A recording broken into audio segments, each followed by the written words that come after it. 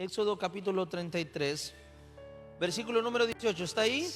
Él entonces dijo: te ruego que me muestres tu gloria. Y le respondió: yo haré pasar todo mi bien delante de tu rostro, y proclamaré el nombre de Jehová delante de ti, y tendré misericordia del que tendré misericordia, y seré clemente para con el que seré clemente. Dijo más: no podrás ver mi rostro, porque no me verá hombre y vivirá. Dijo aún Jehová: he aquí un lugar junto a mí, y tú estás sobre la peña. Verso 22.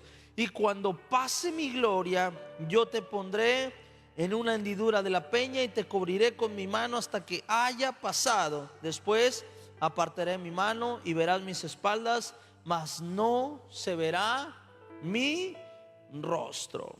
Amén. Quiero ponerte un poquito en contexto de esta historia para que entiendas por qué Moisés está rogando por su gloria.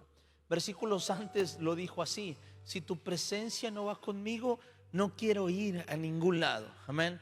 Y le está pidiendo, le está rogando Moisés a Dios que su gloria lo acompañe con él. Amén. Y le está diciendo: te ruego que muestres tu gloria. Amén. Pero antes quiero que sepas qué es lo que está pasando. Éxodo 33, versículo número 1 dice: y Jehová dijo a Moisés: anda, sube de aquí, tú y el pueblo que sacaste de tierra de Egipto, a la tierra del cual juré a Abraham, Isaac y a Jacob, diciendo: a tu descendencia la daré. Y yo enviaré delante de ti el ángel, y echará fuera del cananeo, y el amorreo, y el eteo, y el fereceo, el heveo y el jebuseo, a la tierra que fluye ¿qué? Leche y miel. Pero después dice: pero yo no subiré en medio de ti, porque eres pueblo de ¿qué? De dura cerviz, no sea que te consuma en el camino. Amén. Empezamos leyendo esta parte donde Moisés le está rogando a Dios, y es una plática entre Dios y Moisés. Moisés diciéndole: Señor, ve con nosotros, por favor. Pero quiero que veas esta parte, lo que Dios le había hablado a Moisés. Dios le había dicho a Moisés: Moisés, ya, levántate, actívate, toma al pueblo, porque les voy a dar la tierra que le prometí a tus padres. Ve, porque te voy a bendecir, porque te voy a dar una tierra que fluye leche y miel. Dios estaba prometiendo bendición. ¿Está conmigo? Dios está prometiendo una promesa, Dios está prometiendo una tierra. Y el Señor les dice una cosa: no solamente te daré bendición, también te daré la victoria. Cuando venga el amorreo sobre ti, el jebuseo sobre ti, cuando haya momento, sea el momento de pelear, dice: yo estaré contigo. Amén. Perdón, no le dice yo estaré contigo, le dice: te daré la victoria. Dice: nada más hay una cosa importante en todo esto. Vas a lograr la bendición, vas a lograr la victoria, vas a llegar a la tierra que fluye leche y miel. Pero solamente una cosa importante: yo no voy contigo, pero mandaré a mi ángel a que vaya contigo. Y aquí, en este momento, cuando Moisés escucha esto y el pueblo escuchó esto, se detuvieron totalmente. Y dice la Biblia que el pueblo se afligió. Verso número 4 dice: y oyendo el pueblo esta mala noticia. ¿Qué mala noticia? ¿Qué mala noticia? ¿Que no iban a entrar a la tierra prometida? No, sí iban a entrar a la tierra prometida. Amén. O sea, Dios le dijo: te tengo una buena y una mala. La buena es que vas a entrar a la tierra que te prometí. La mala es que vas tú solo. Dice: cuando escuchan esta mala noticia, vieron luto, y ninguno se puso sus atavíos, ninguno se adornó, ninguno se puso todo lo que ninguno se puso guapo, para que me entienda. ¿Amén? Al contrario, vistieron de luto, porque el pueblo entendía lo que esto significaba. Escuche, el pueblo entendía lo que esto significaba. Hay algo que tiene que cambiar en el corazón de nosotros, y es que la iglesia ha ido cambiando constantemente al paso de los años. Y llega un momento en que la iglesia cree que todo se trata de la bendición, que todo se trata de cumplir nuestros sueños.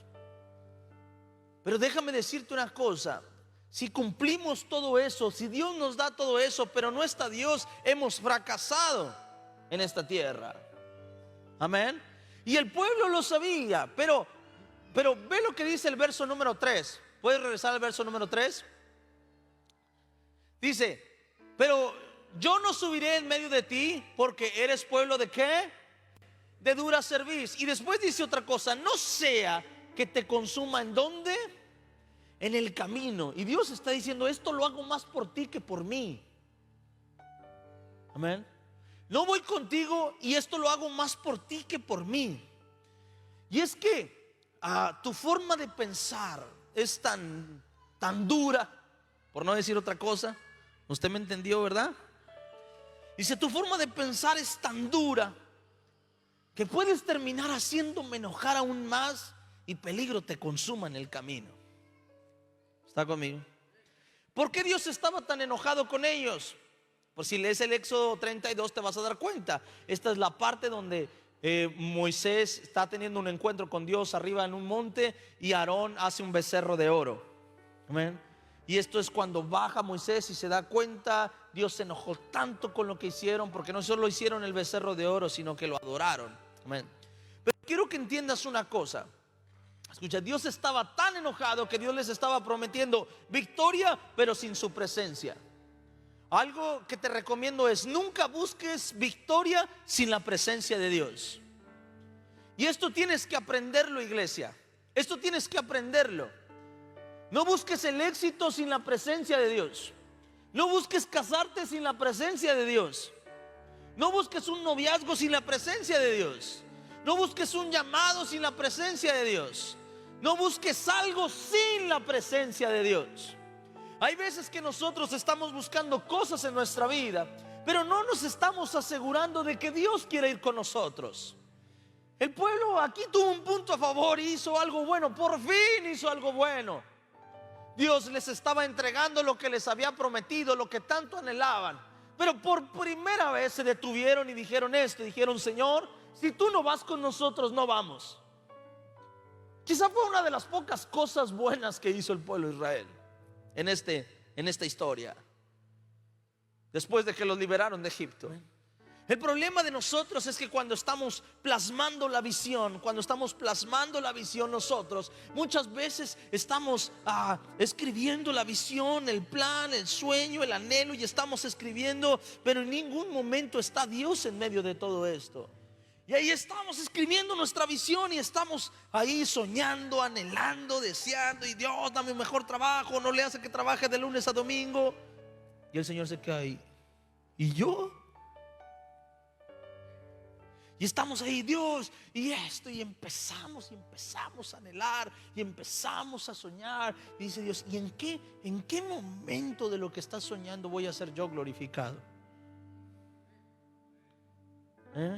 No veo en tu lista dinero, que tu negocio sea multiplicado, veo todo, pero en ningún momento veo, y que este año pueda crecer mi tiempo de oración con Dios.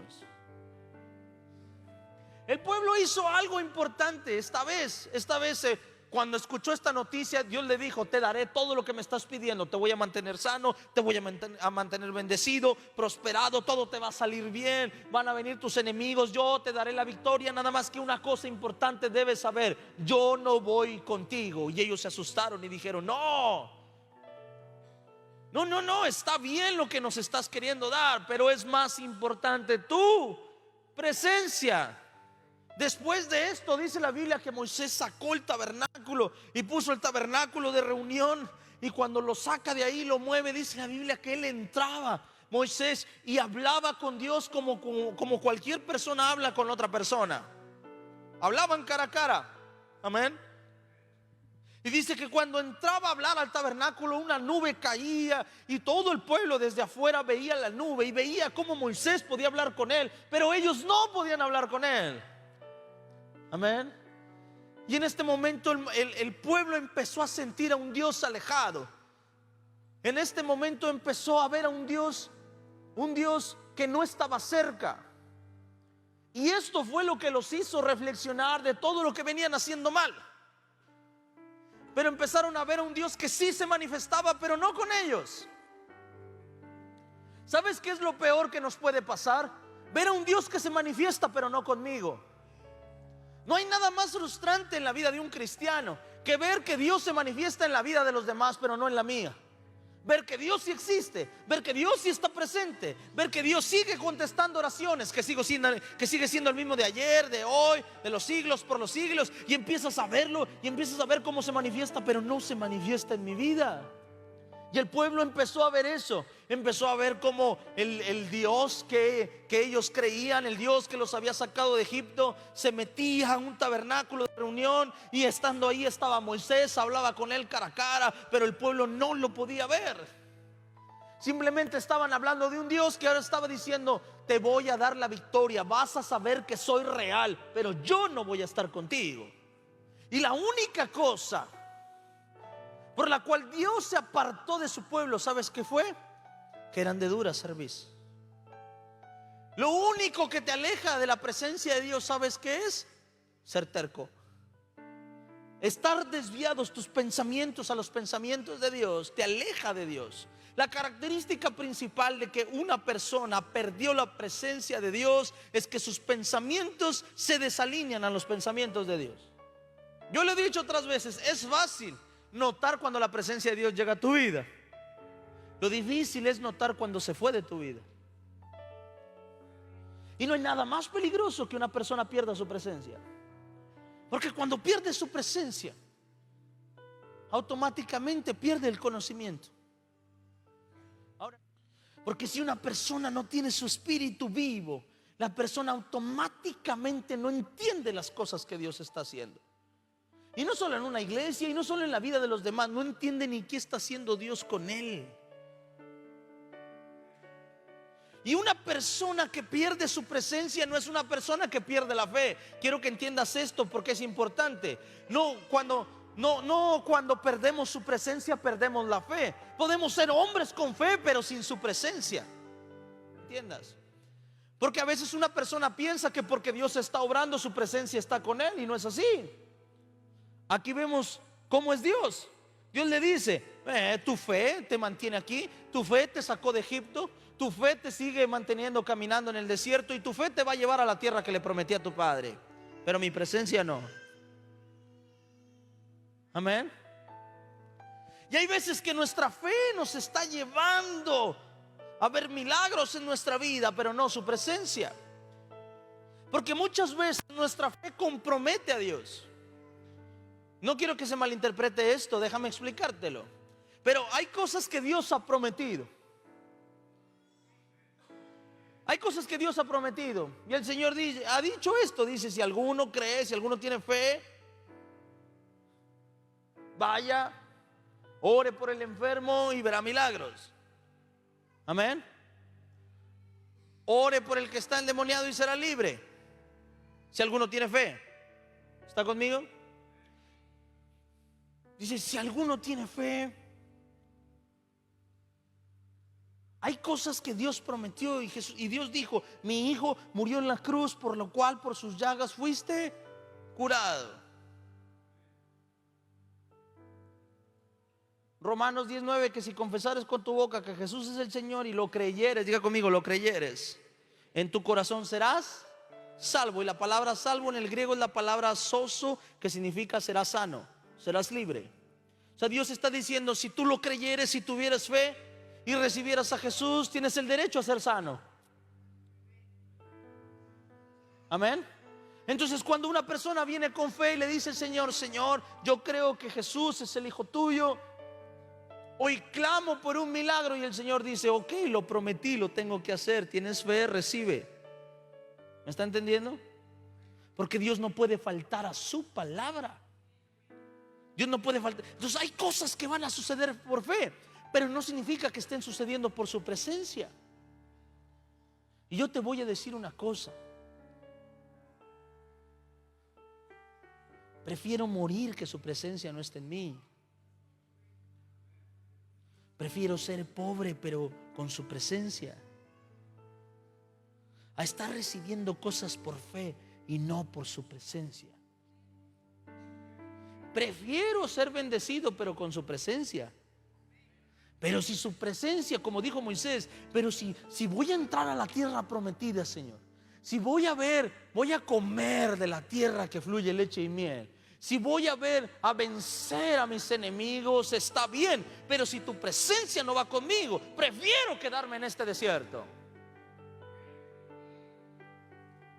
Si Dios tuviera que hacer un análisis de tu corazón hoy, ¿cuál de las dos cosas decidirías?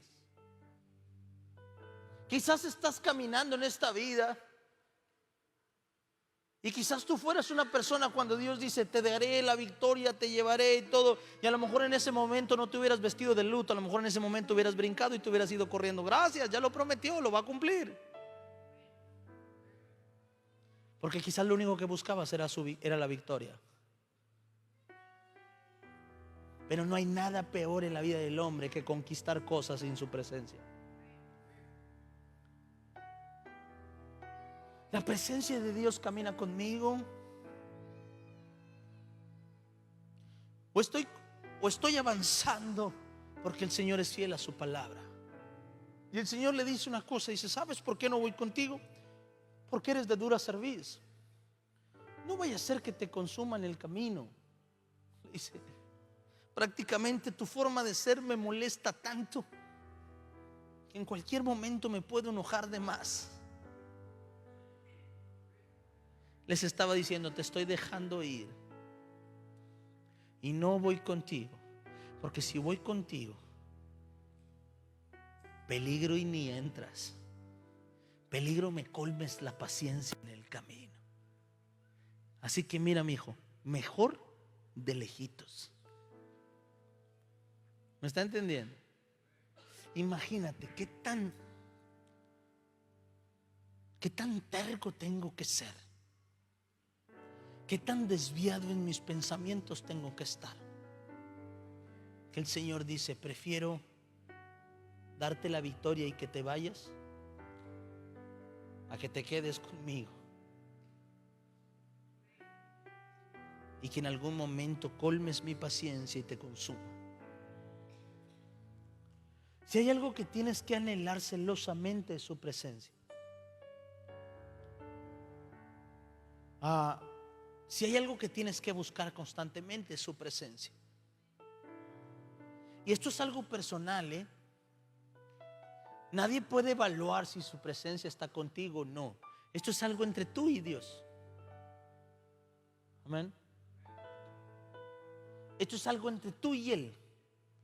Pero todos los días nosotros nos tenemos que preguntar y decir: ¿su presencia está conmigo hoy o no? Dice el Señor una cosa: el pecado te aparta, pero Jesús viene a la cruz, lleva nuestro pecado en la cruz, y gracias a ese pecado deja al Espíritu Santo para que su gloria esté con nosotros. ¿Cuándo? Siempre. Si hay algo que tienes que hacer, es todos los días invitar al Espíritu Santo a que camine contigo. Tienes que levantar un altar de adoración en tu casa. Y antes de salir de tu casa, tienes que invitar a que el Espíritu Santo camine contigo. Ser de dura cerviz es lo que nos aleja de su gloria, pero la adoración es lo que nos acerca a su gloria. El pecado nos aparta de su gloria, pero Jesús ya llevó nuestro pecado en la cruz. Entonces lo único que tenemos que hacer es reconocer nuestro pecado y anhelar su presencia, adorar su presencia. Vea lo que hizo Moisés, y no solo Moisés, el pueblo también. Y empieza a hablar la Biblia, que el pueblo empieza a decir: no, que vaya con nosotros Moisés. Y Moisés empieza a hablar con Dios, versículo número 18. Y es ahí donde estamos en el versículo. Vamos a leer desde el verso 16. En Éxodo capítulo 33, verso 16. Y Moisés respondió: si tu presencia no ha de ir conmigo, no nos saques de aquí. Y después le dijo lo que dice el 16: y en qué se conocerá aquí que haya hallado gracia en tus ojos, sino que tú andes con nosotros. Y verso 17: y Jehová dijo a Moisés: también haré esto que has dicho, por cuanto has hallado gracia en mis ojos, y te he conocido por tu nombre. Vea, ¿qué tuvo que hacer Moisés para que Dios fuera con él? Diga conmigo, simplemente, dígalo, simplemente se lo pidió. Simplemente Moisés le dijo: Señor, ven conmigo. Si no vas conmigo, me quedo. Y el Señor le dijo: está bien, sí voy. ¿Qué tuvo que hacer? Halló gracia a Dios en Moisés, simplemente porque Moisés le dijo: Señor, no voy a ir si no vas conmigo. Y el Señor le dijo: está bien, voy a ir contigo. ¿Qué tengo que hacer para que su presencia vaya conmigo? Solo tengo que pedírselo. Solo tengo que anhelarlo.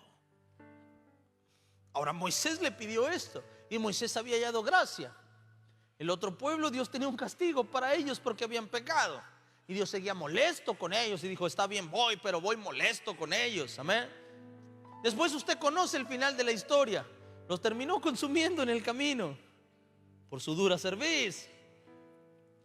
La diferencia que hoy tenemos nosotros, ¿sabes cuál es?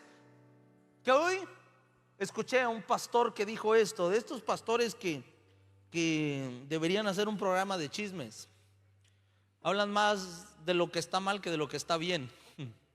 Y dijeron uno, y estaba uno diciendo eso y decía: no, está bien que cuentes la historia de David y Goliat, pero ¿qué tal si tú eres Goliat? Cuentas la historia de Moisés y todos creen que son Moisés, y ¿qué tal que eres el pueblo hebreo? Amén. Y te voy a decir una cosa, tendría razón si viviéramos bajo la ley. Pero en esta historia somos Moisés, simple y sencillamente porque Jesús llevó el pecado de nosotros en la cruz. Porque la gracia y el favor que tenemos hoy no es porque nosotros hayamos hecho algo, es porque Jesús ya hizo algo por nosotros. Así que esa es la diferencia. Somos como Moisés, lo único que tenemos que hacer es clamar su presencia. Amén. Y cuando alguien dice eso, no es solo que no entiende el Antiguo Testamento, tampoco entiende el sacrificio de Jesús en la cruz. Jamás voy a pensar en ser Goliat porque yo no soy filisteo. Por su gracia y por su amor y porque Él quiso, me adoptó como su hijo. Jamás voy a ver la historia de David y Goliat y sentirme filisteo cuando tengo a alguien que pagó un precio muy alto para que pueda ser hijo de Dios. Somos como Moisés y tenemos su gracia, una gracia inmerecida, solo porque Jesús pagó un precio muy alto. Entonces nosotros no tenemos ese problema que tengamos que pagar por nuestro pecado. Hay uno que ya pagó por nuestro pecado. Lo único que tenemos que hacer es hacer lo que Moisés hizo. La gracia de Dios ya la tenemos. Solamente necesitamos clamar por su presencia. Necesitamos clamar por su presencia. Te recomiendo una cosa: haz un altar en tu casa. Puedes hacer un altar familiar si quieres, pero tienes que hacer un altar individual para ti. Un lugar donde vayas y te postres y ruegues por su presencia. Puede ser tu misma cama, ahí cuando te bajas de la cama. Puede ser en algún cuarto, puede ser en algún closet, pero decir: yo no salgo de mi casa sin antes pedir su presencia. Yo no empiezo este negocio sin antes pedir su presencia. Y decirle: Señor, puedo lograr todo en esta vida, pero lo quiero contigo. Tenemos que ser una iglesia que clame por su presencia. Y debemos sumar eso a nuestra cultura. Enséñale a tus hijos que puedes despertar y vivir el día a día, pero que puedes vivir el día con Dios y sin Dios. Y enséñales a que no es normal vivir tu vida sin Dios. Enséñales que lo normal es buscar su presencia. Enséñales que al momento de levantarse lo que tienes que hacer es dar gracias y reconocer quién es el dador de la vida. Enséñales que antes de dormir hay que dar gracias por todo lo que Dios nos dio en el día y porque nos permite descansar bajo un techo. Enséñale a tus hijos, enséñale a tu familia que tú luchas por su presencia. Muéstrale a Dios que no te importa nada más que su presencia. Empieza a buscar su presencia. Haz una cultura, hazlo. Amén. Hazlo. Hazlo, cambia esa cultura.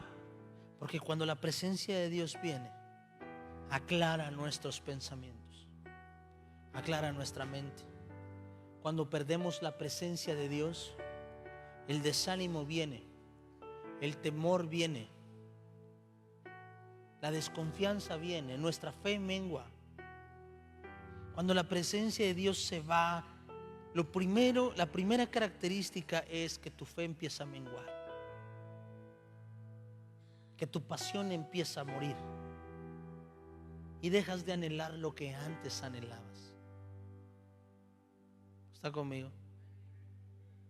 Pero cuando la presencia de Dios está ahí, el Señor se manifiesta. Y cuando Dios está, Dios aviva todo lo que hay dentro de ti. Tu fe crece, tu conocimiento crece, tu pasión crece, tu amor crece, todo crece. Lo que es Dios se empieza a llenar y empieza a abundar sobre tu vida. No quiero que avances sin su presencia. Hay cosas que por fe vas a conquistar. Hay cosas que por el don de otro vas a conquistar. Pero ¿y su presencia? Yo prefiero su presencia, que es lo que llena todo. Amén. Ponte de pie en el nombre de Jesús. Y hoy quiero invitarte a que reflexiones en esto.